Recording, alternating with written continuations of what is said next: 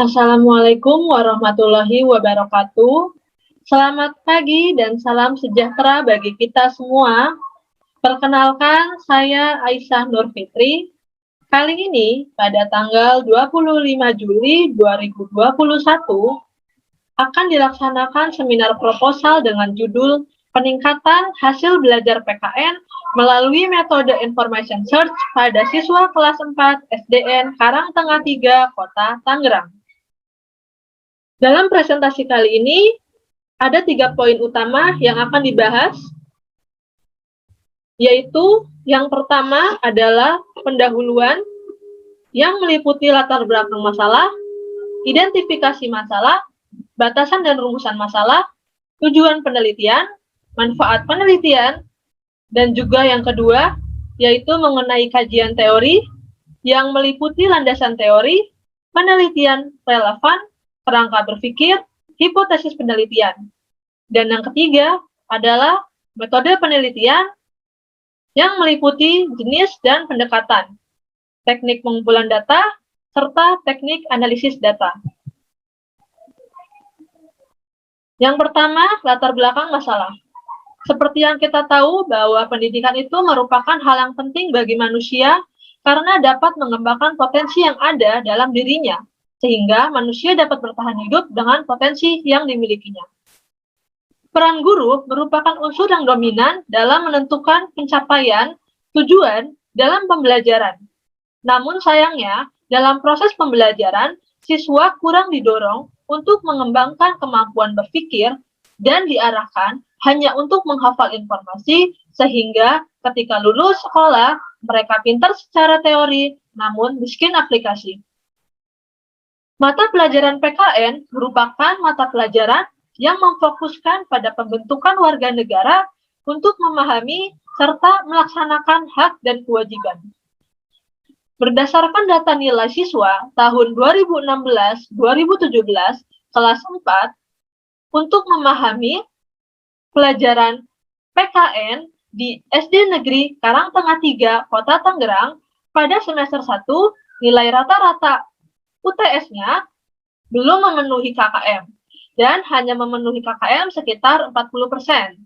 Hal tersebut terjadi karena pembelajaran yang masih didominasi oleh peran guru, dan kegiatan hanya berpusat pada guru. Lalu berikutnya yaitu ada identifikasi masalah. Identifikasi masalah terdiri atas 4 poin. Yang pertama, pembelajaran masih terpusat pada guru, sehingga siswa menjadi pasif dalam kegiatan belajar. Yang kedua, metode pembelajaran belum bervariasi. Yang ketiga, kegiatan belajar terkesan monoton, dan pendayagunaan sumber belajar belum optimal. Yang keempat, rendahnya hasil belajar pada mata pelajaran PKN sehingga siswa sulit untuk mencapai tujuan. Lalu berikutnya ada batasan dan rumusan masalah. Batasan masalah terdiri dari yang pertama, penerapan metode information search pada mata pelajaran PKN materi globalisasi di kelas 4 SDN Karangtengah 3, Kota Tangerang. Yang kedua, peningkatan hasil belajar PKN di kelas 4 SDN Karangtengah 3, Kota Tangerang melalui metode information search.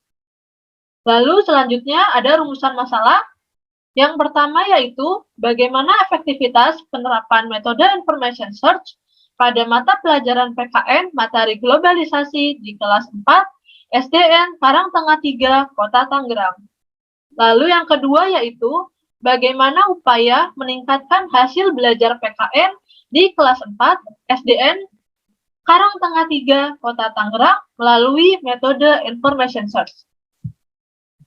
Lalu berikutnya yaitu ada tujuan penelitian. Tujuan penelitian yang kami lakukan itu yang pertama untuk menerapkan metode information search pada mata pelajaran PKN materi globalisasi di kelas 4 SDN Karangtengah 3, Kota Tangerang. Lalu tujuan yang kedua yaitu untuk meningkatkan hasil belajar PKN di kelas 4 SDN Karangtengah 3, Kota Tangerang melalui metode information search. Adapun manfaat dari penelitian ini yaitu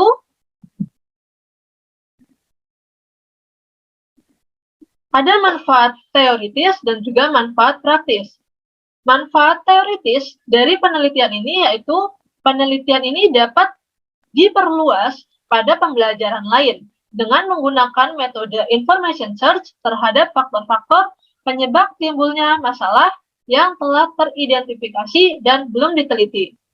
Sedangkan untuk manfaat praktis bagi pendidik yaitu untuk mengetahui strategi pembelajaran yang bervariasi serta menambah pengetahuan pendidik dalam memperoleh sumber belajar.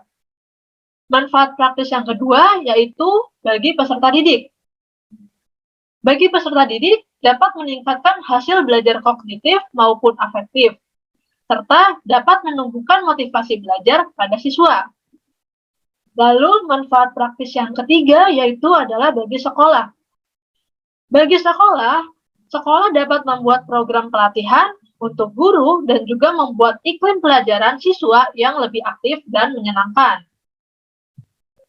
Berikutnya yaitu kita masuk ke bagian atau poin yang kedua, yaitu mengenai kajian teori. Yang pertama yaitu ada landasan teori. Untuk landasan teori, pada penelitian ini yang pertama berlandaskan pada tinjauan hasil belajar yang meliputi belajar, hasil belajar, pendidikan kewarganegaraan, dan juga globalisasi. Sedangkan landasan teori yang kedua yaitu meliputi metode pembelajaran information search, dan yang ketiga karakteristik anak usia sekolah dasar. Selanjutnya yaitu penelitian yang relevan. Penelitian relevan ini yang pertama itu merupakan peneliti. Selanjutnya yaitu penelitian relevan.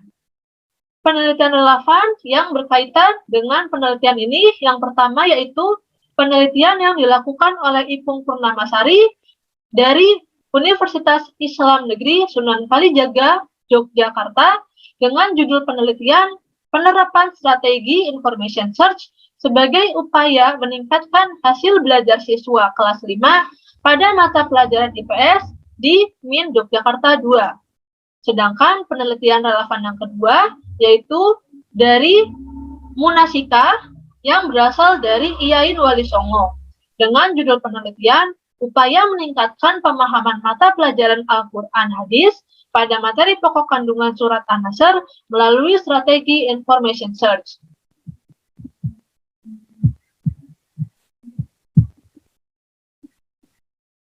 Berikutnya yaitu ada kerangka berpikir. Kerangka berpikir ini dibagi menjadi 3 kondisi, yaitu kondisi saat ini, tindakan, dan juga tujuan atau hasil. Untuk kondisi saat ini, yang diterapkan adalah metode pembelajaran dengan metode konvensional. Yang kedua, siswa pasif dalam kegiatan pembelajaran. Yang ketiga, pendayagunaan sumber belajar belum optimal. Serta yang ketiga, yaitu rendahnya hasil belajar siswa. Sedangkan pada kondisi tindakan, yang dilakukan adalah penerapan metode pembelajaran information search. Yang kedua, meningkatkan aktivitas siswa dalam pembelajaran melalui metode information search. Nah, kondisi yang ketiga yaitu adalah tujuan atau hasil, yaitu hasil belajar siswa meningkat. Sedangkan selanjutnya yaitu ada hipotesis penelitian. Hipotesis tindakan dalam penelitian ini adalah penggunaan metode information search yang diduga dapat meningkatkan hasil belajar PKN tentang materi globalisasi pada siswa kelas 4 di SDN Karangtengah 3, Kota Tangerang.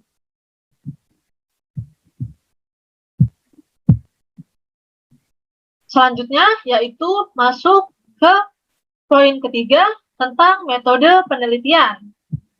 Untuk yang pertama yaitu ada jenis dan pendekatan.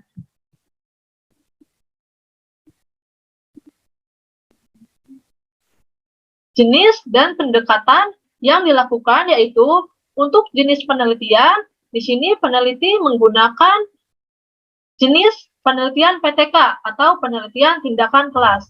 Penelitian ini merupakan suatu pengamatan terhadap kegiatan belajar yang kemudian diberikan sebuah tindakan dengan tujuan memperbaiki mutu pembelajaran. Sedangkan pendekatan penelitian yang dilakukan yaitu melalui model Kemis dan juga MC Taggart. Pelaksanaan kegiatan model ini membentuk spiral yang dimulai dari perencanaan, tindakan, pengamatan, refleksi, dan juga perencanaan kembali yang merupakan suatu dasar untuk ancang-ancang pemecahan permasalahan. Lalu berikutnya yaitu ada teknik pengumpulan dan keabsahan data.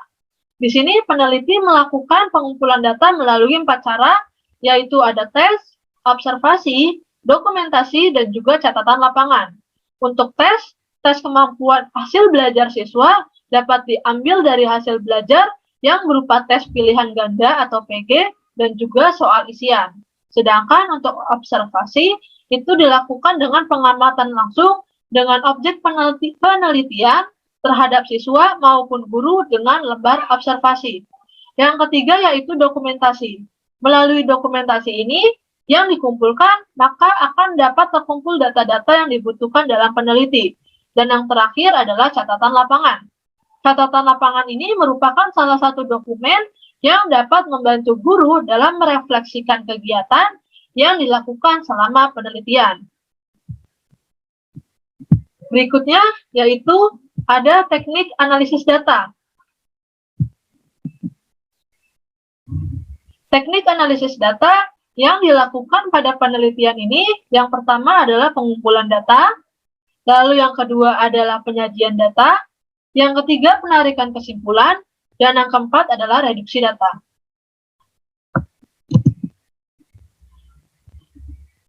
Sekian presentasi proposal yang saya sampaikan. Kurang lebihnya mohon maaf. Wassalamualaikum warahmatullahi wabarakatuh.